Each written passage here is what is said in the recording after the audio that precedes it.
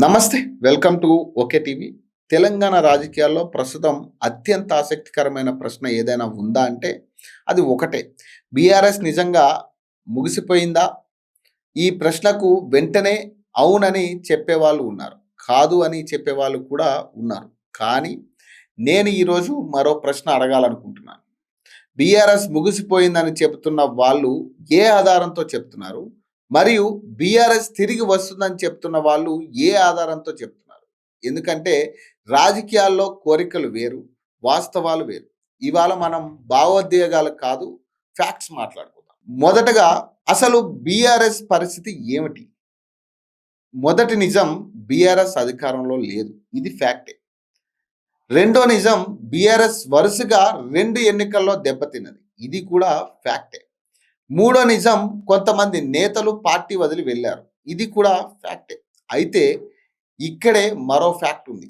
ఇప్పటికీ తెలంగాణలో బీఆర్ఎస్కు లక్షలాది ఓటర్లు ఉన్నారు. ఇప్పటికీ గ్రామ స్థాయిలో పార్టీ నిర్మాణంలో ఉంది. అంటే బీఆర్ఎస్ బలహీనపడింది అనొచ్చు. కానీ ముగిసిపోయిందని చెప్పడానికి ఇంకా ఆధారాలు సరిపోతున్నాయా? అదే అసలు ప్రశ్న. ఇప్పుడు రెండో పాయింట్ ఏంటంటే, కేటీఆర్ నిజంగా పార్టీని నిలబెడుతున్నాడా? సోషల్ మీడియాలో చూస్తే ప్రతిరోజు కేటీఆర్ యాక్టివ్ ప్రెస్ మీట్లు, ట్వీట్లు, ప్రభుత్వంపై విమర్శలు, ప్రతి అంశంపై స్పందన. ఇక్కడ ప్రశ్న ఏంటంటే, ఇవి ఓట్లుగా మారుతున్నాయా? ఎందుకంటే రాజకీయాల్లో వైరల్ వీడియోలు గెలిపించవు, ఓటర్లు గెలిపిస్తారు. ఇప్పటి వరకు కేటీఆర్ ప్రభుత్వాన్ని ఇబ్బంది పెట్టడంలో సక్సెస్ అయి ఉండొచ్చు. కానీ ప్రజలకు బీఆర్ఎస్ మళ్ళీ ఎందుకు కావాలో వివరించడంలో ఎంతవరకు సక్సెస్ అయ్యారు? ఈ ప్రశ్నకు ఇంకా సమాధానం రావాలి. ఇక మూడో పాయింట్కి వస్తే, కేసీఆర్ మౌనం వ్యూహమా సమస్య? ఇప్పుడు అత్యంత కీలకమైన ప్రశ్న, కేసీఆర్ ఎందుకు మౌనంగా ఉన్నారు? బీఆర్ఎస్ మద్దతుదారులు ఏమంటున్నారు? ఇది వ్యూహం అంటున్నారు. విమర్శకులు ఏమంటున్నారు? పార్టీకి నాయకత్వ సమస్య వచ్చింది అంటున్నారు. అయితే నిజం ఏంటి? ఇప్పటి వరకు ఎవరికీ తెలియదు. కానీ రాజకీయంగా చూస్తే ప్రతిపక్ష పార్టీకి అత్యంత ముఖ్యమైన వ్యక్తి కనిపించకపోవడం మాత్రం ఒక సమస్య. ఇది చెప్పాల్సిన నిజం. ఇక నాలుగో పాయింట్ విషయానికి వస్తే, కాంగ్రెస్ నిజంగా బీఆర్ఎస్ని బలహీనపరిచిందా? ఇప్పుడు మరో ప్రశ్న, కాంగ్రెస్ చెప్తుంది బీఆర్ఎస్ ముగిసిందని. సరే, అయితే ఇంకా కాంగ్రెస్ నేతలు ఎందుకు ప్రతిరోజు బీఆర్ఎస్ గురించి మాట్లాడుతున్నారు? ఒక పార్టీ ముగిసిపోయి ఉంటే అది అధికార పార్టీకి ఎందుకు ఇంత పెద్ద చర్చ అంశం అవుతుంది?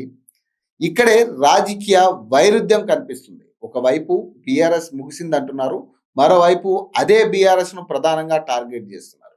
ప్రజలు ఈ విషయాన్ని గమనిస్తున్నారు. ఇక ఐదో పాయింట్ విషయానికి వస్తే, బీజేపీ అసలు లాభపడుతున్న పార్టీనా?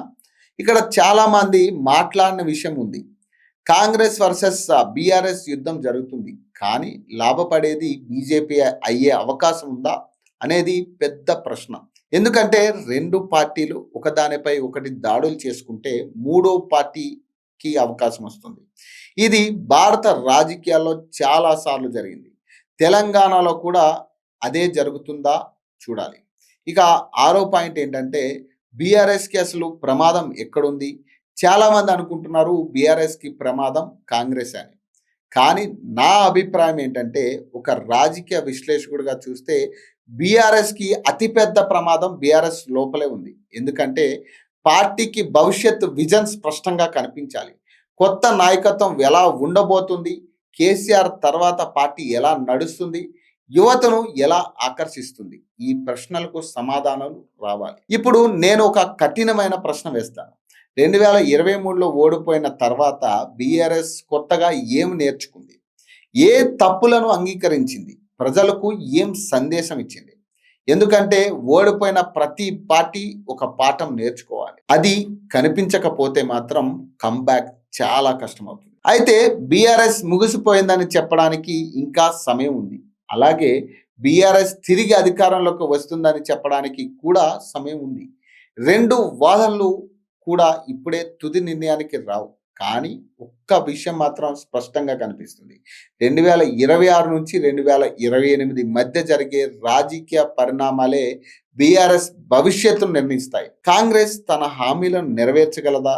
బీజేపీ మరింత బలపడుతుందా? కేటీఆర్ పార్టీని ఏకం చేయగలడా?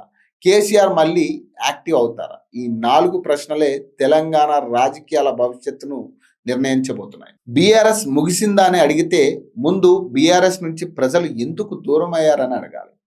బీఆర్ఎస్ తిరిగి వస్తుందా అని అడిగితే ప్రజలు మళ్ళీ ఎందుకు నమ్మాలని అడగాలి. అక్కడే అసలు రాజకీయ సమాధానం దాగి ఉంది. ఇలాంటి మరిన్ని ఇంట్రెస్టింగ్ వీడియోస్ కోసం చూస్తూనే ఉండండి ఓకే టీవీ.